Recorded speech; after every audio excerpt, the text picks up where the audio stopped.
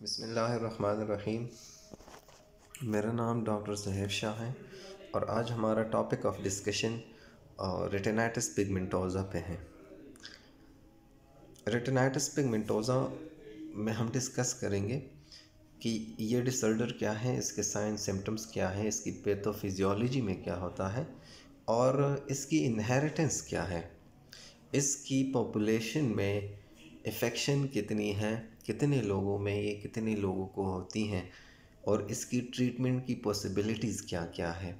तो वो सारी चीज़ें हम इसमें डिस्कस करेंगे।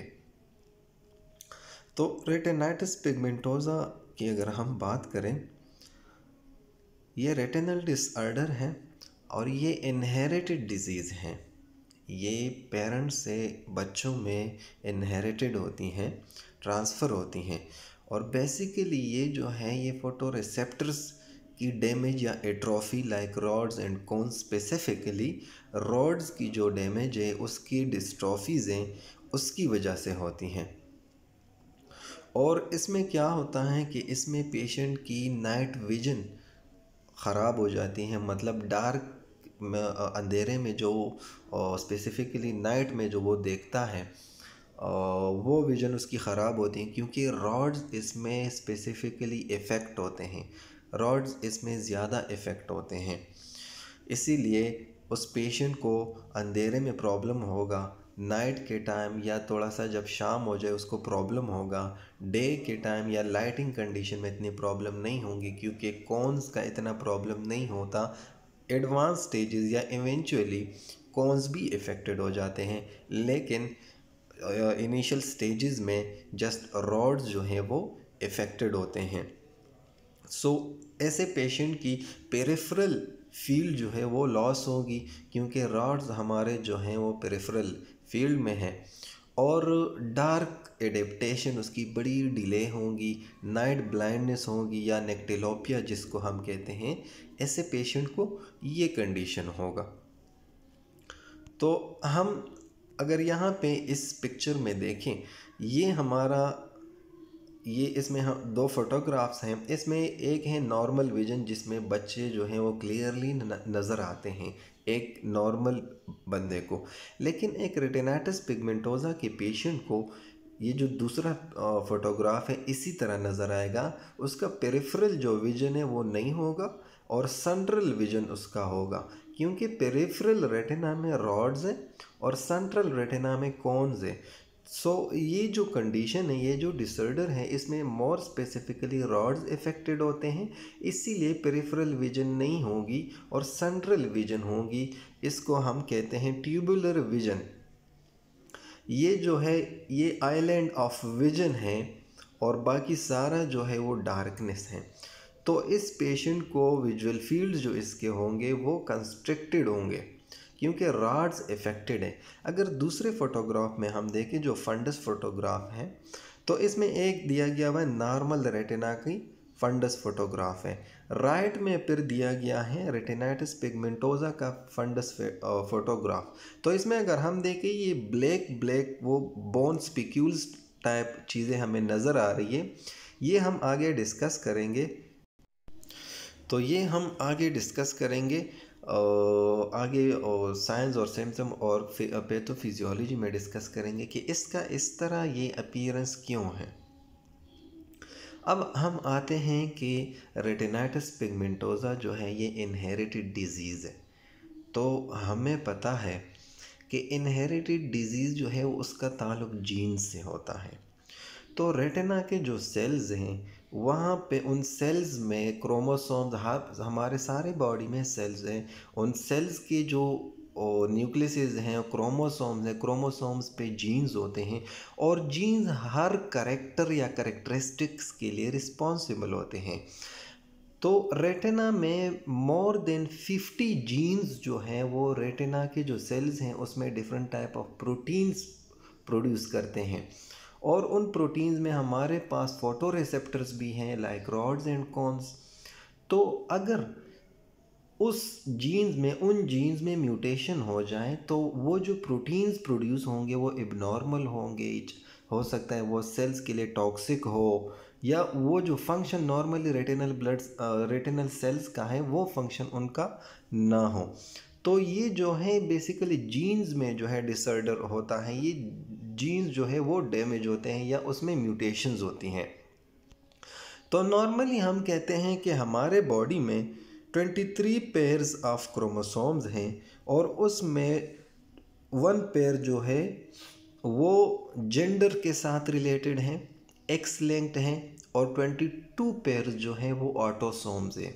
मतलब वो बाकी बॉडी के बाकी करेक्टरिस्टिक्स जो हैं वो उसमें पाए जाते हैं, लेकिन 1 पेयर में जेंडर की वो होती हैं एक्स वाई जो क्रोमोसोम है, या एक्स एक्स। तो अगर एक्स वाई है तो मेल होगा, अगर एक्स एक्स है तो फीमेल होगा। तो यहाँ पे इसकी ये इनहेरिटेंस जो है वो थोड़ी सी समझने के लिए ज़रूरी हैं, इसीलिए हम यहाँ पे जीन्स और क्रोमोसोम की डिस्कशन करेंगे। दूसरी बात यह है कि रेटिनाइटिस पिगमेंटोसा के पेशेंट जो हैं ये 4000 में से एक निकलता है, चाहे वो यूएस में हो या बाकी दुनिया में हो। ये 4000 लोगों में एक बंदा ऐसा निकलता है जिसको आरपी के डिसऑर्डर होती हैं। तो अगर हम बात करें तो हमारे बॉडी में 23 पेयर्स ऑफ क्रोमोसोम्स हैं, जिसमें 22 पेयर जो है वो ऑटोसोम्स हैं और 1 पेयर जो है वो हमारे उसके साथ कनेक्टेड है कि मेल है या फीमेल है। मतलब 6 ट्रेट्स जो हमारे हैं वो डिसाइड करते हैं, बाकी जो 22 है वो नॉन 6 ट्रेट्स ट्रांसफ़र करते हैं। तो इसमें इस तरह क्लासिफिकेशन है कि इसमें एक कंडीशन है ऑटोसोमल रिसेसिव इनहेरिटेंस, एक कंडीशन है ऑटोसोमल डोमिनेंट इनहेरिटेंस, और एक कंडीशन है एक्स लिंक इनहेरिटेंस। अब ये जो रेटिनाइटिस पिगमेंटोसा है ये तीनों की वजह से हो सकता है, तीनों में से किसी एक की वजह से हो सकता है। तो पहले हम ऑटोसोमल रिसेसिव इनहेरिटेंस डिस्कस करते हैं। तो ऑटोसोमल रिसेसिव इनहेरिटेंस में क्या है, पहले हमारे पास होते हैं डोमिनेंट जीन्स और रिसेसिव जीन्स। तो अगर किसी में डोमिनेंट जीन्स पे कोई बीमारी या डिसऑर्डर वाले करेक्टरिस्टिक्स है, इंफॉर्मेशन है, तो उस बंदे में वो डिसऑर्डर जो है वो ज़ाहिर होगा, क्योंकि डोमिनेंट जीन्स वो हैं जो अपने करेक्टरिस्टिक्स शो करते हैं, रिसेसिव वो होते हैं जो शो नहीं करते। तो ऑटोसोमल रिसेसिव इनहेरिटेंस का क्या मतलब है?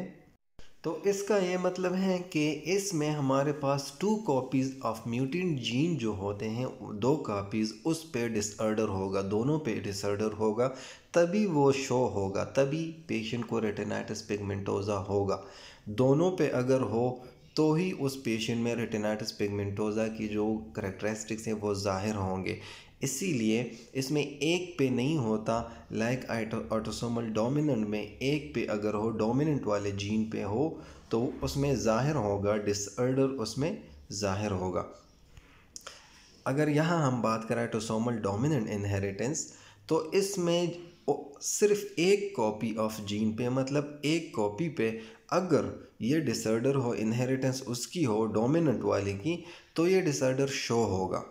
इसमें हमारे पास 1 in 2 chances that any children will inherit this mutation and that is disorder। इसके अलावा एक्स लिंक इनहेरिटेंस हैं। तो एक्स लिंक का मतलब ये है कि ये एक्स एक्स या एक्स वाई पे हैं, जो हमारे पास 6 ट्राइड वाला 1 कापी है, 23rd जो कापी है, जो डिसाइड करता है कि ये बच्चा मेल होगा या फीमेल होगा। तो इसमें हमारे पास अक्सर ऐसा होता है कि फ़ीमेल के 2x होते हैं और मेल के 1x होते हैं। तो ये जो डिसऑर्डर्स होते हैं बेसिकली ये एक्स क्रोमोसोम पे होता है, वाई क्रोमोसोम पे नहीं होता, इसीलिए इसको एक्स लिंक इनहेरिटेंस कहते हैं। तो चूँकि बच्चे में, लड़के में एक एक्स क्रोमोसोम होता है, इसीलिए अगर उसके एक एक्स क्रोमोसोम मदर से आता है तो बच्चे में या जो बेटा है उसमें ये शो होगा, उसमें रेटिनाइटिस पिगमेंटोसा शो होगा।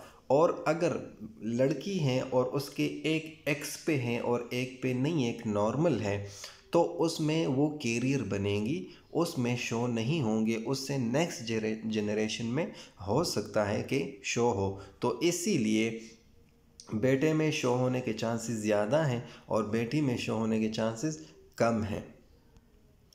अब हम इसकी पैथोफिजियोलॉजी डिस्कस करते हैं। तो बेसिकली इसमें क्या होता है कि शुरू में हमारे पास रॉड्स जो होते हैं वो इफ़ेक्टेड होते हैं शुरू में, क्योंकि रॉड जो है वो पेरिफेरल रेटिना में हैं और रॉड ज़्यादा इफ़ेक्टेड होते हैं और उसी वजह से पेरिफेरल फील्ड लॉस होता है, पेरिफेरल जो हमारा रेटिना है वो डैमेज होता है और इसके साथ साथ इसी वजह से नाइट ब्लाइंडनेस होती है, क्योंकि रॉड्स का ताल्लुक नाइट में होता है, अंधेरे में वो काम करते हैं। तो जब रॉड्स इफ़ेक्टेड हैं तो अंधेरे में उस पेशेंट को नज़र नहीं आएगा, तो इसको हम नाइट ब्लाइंडनेस कहते हैं। और इस पेशेंट को ट्यूबुलर विजन होगी, मतलब सेंट्रल विजन होगी, सेंट्रल एक नज़र आएगा और पेरिफेरली नज़र नहीं आएगा। इसमें एक और भी कंडीशन होता है कि इसमें हमारे पास रेटिनल पिगमेंटेड एपिथेलियम, जिसमें हमारे पास पिगमेंट्स हैं,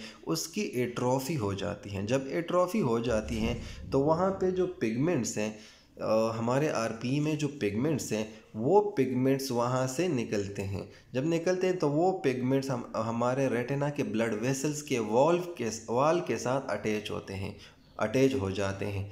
जो ब्लड वेसल वाल्स है उसके साथ अटैच होते हैं और ये ऐसे अपीयरेंस देते हैं लाइक बोन कार्पसल्स या बोन स्पिक्यूल्स।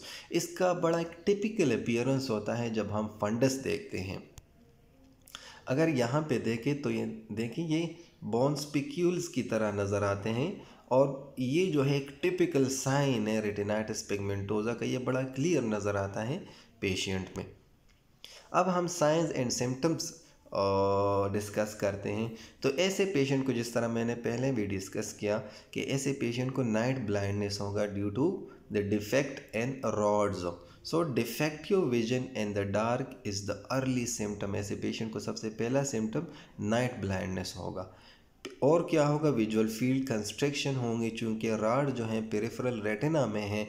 तो पेरिफेरल रेटिना में जब राड्स हैं, जब वो इफ़ेक्टेड होंगे तो पेरिफेरल रेटिना हमें विजुअल फील्ड में वो नहीं दिखाएगा, तो इसलिए पेरिफेरल स्कोटोमास होंगे, तो पेरिफेरल फील्ड कंस्ट्रक्शन होंगे और सेंट्रल विजन होंगी, पेरिफेरल विजन नहीं होंगी। सेंट्रल विजन को हम टनल विजन भी कहते हैं। साइंस क्या होंगे, तो अगर ऐसे पेशेंट की हम विजुअल एक्विटी ले तो वो कम होंगी।